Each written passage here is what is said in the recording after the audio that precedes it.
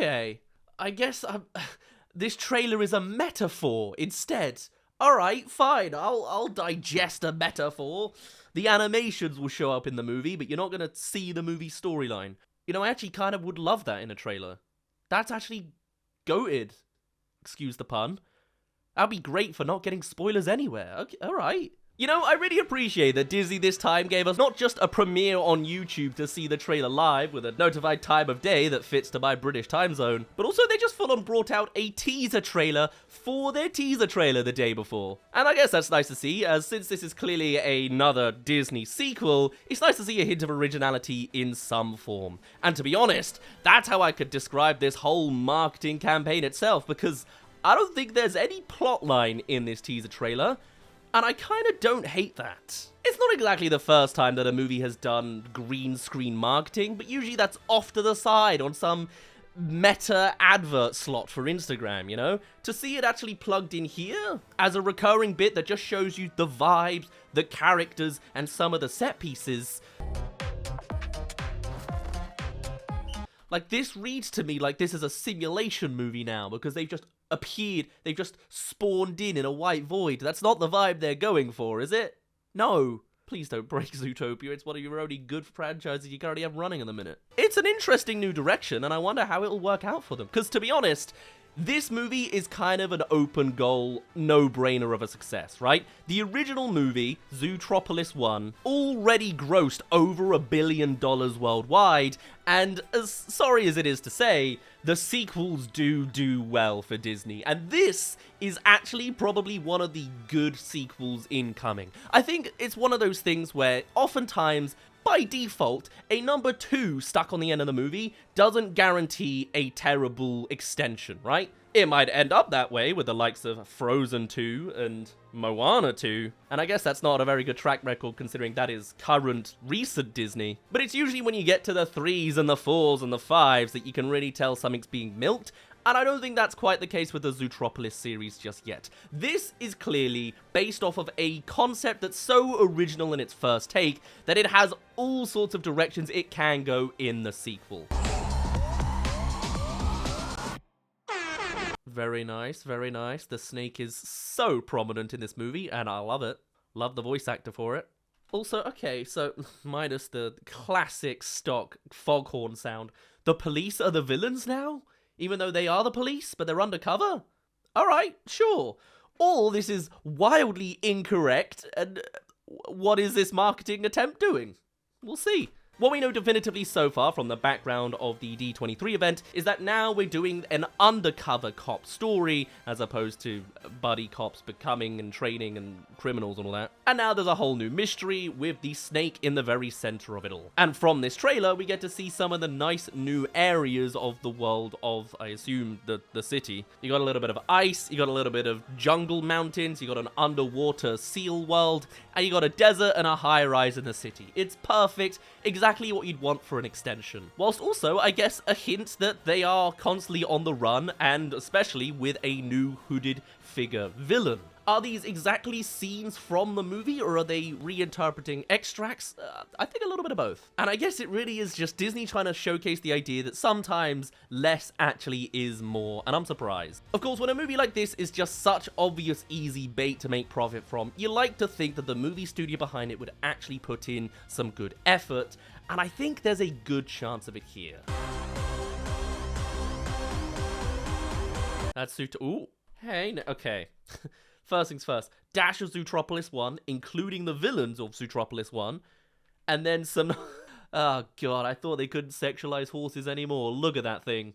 Why is he like that? Oh god, that's not BoJack Horseman. Oh, okay, that's interesting.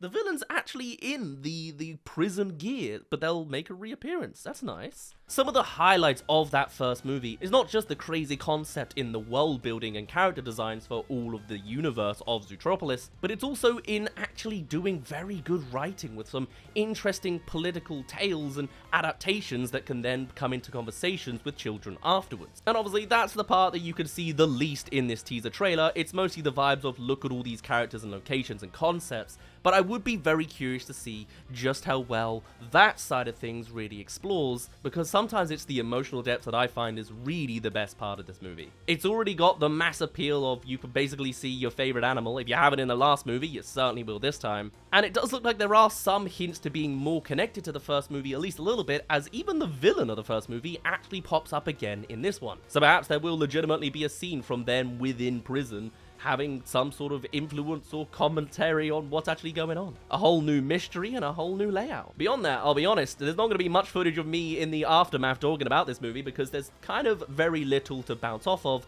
It is just the teaser, and it's notably going for a more minimal style. I'm just looking at this frame by frame at this point. Some very nice animals. Grisby, the police officer.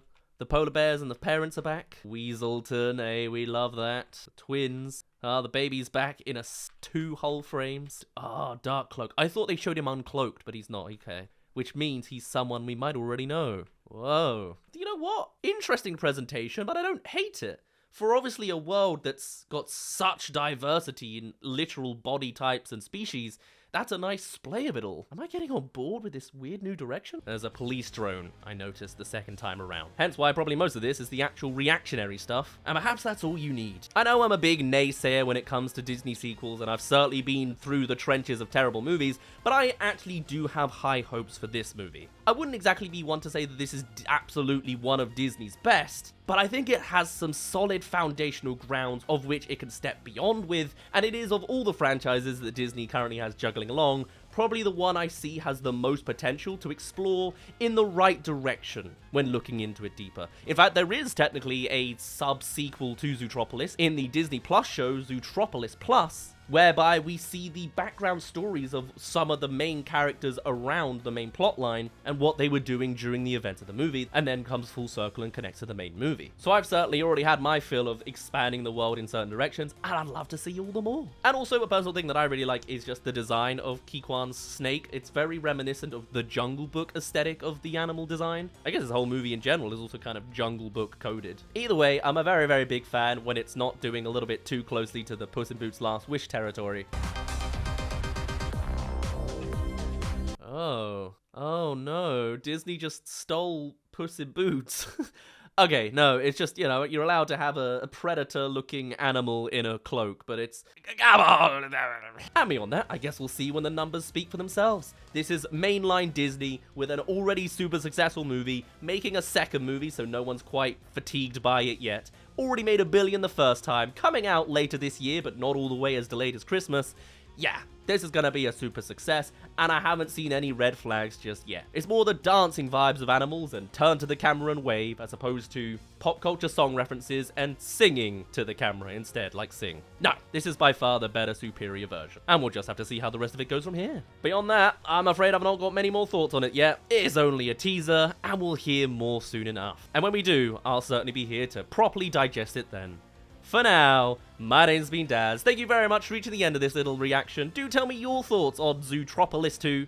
I'd love to hear all your thoughts and more, and I shall see you all in a little bit. Bye-bye. Wow, and that was actually it. I mean...